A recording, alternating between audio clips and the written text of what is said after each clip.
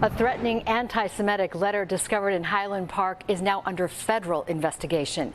It was mailed to a Jewish family's home, targeting them for publicly showing support for Israel. NBC5's Christian Farr on the story tonight. He's live in Highland Park with what we know now about this case and how it's impacting this close-knit community. Christian?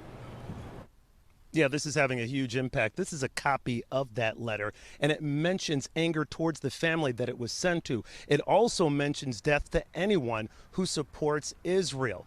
Now, it also talks about some sort of rash-raising substance that the author says was attached to the letter. It's terrifying, and it's really sad that you can't, in a country that's a free country, you can't express yourself openly. Highland Park residents expressed outrage after a threatening letter filled with anti-Semitic comments was sent to a home in the north suburban city.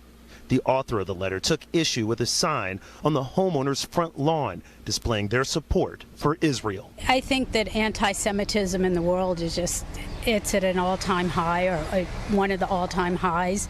It's the latest example of, I think, the brazenness and also, in many ways, the cowardness of these types of activities. The ADL's David Goldenberg has been working with the family who was targeted, and this threatening act has not only caused a police investigation, but the FBI and a hazmat team are now also involved. This was a letter that was sent to Jewish residents that said, we are concerned the fact that you are openly supporting Israel and openly Jewish.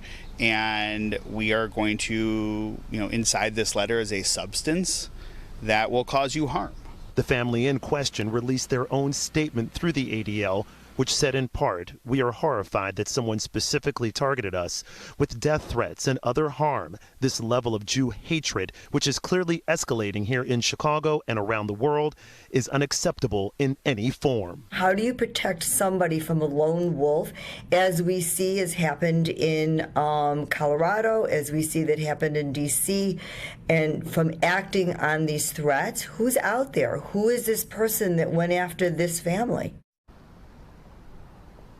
Again, this is causing a lot of concern here in Highland Park and across the area. Now, that hazmat team did test the letter in question, found that there was no toxic substance on that letter. Now, there is a city council meeting scheduled for tonight, a regular meeting. While this is not on the agenda, most likely it will be discussed. Reporting live here in Highland Park, Christian Farr, NBC5 News. Back to you. We'll keep an eye on that for sure tonight. Christian, thank you.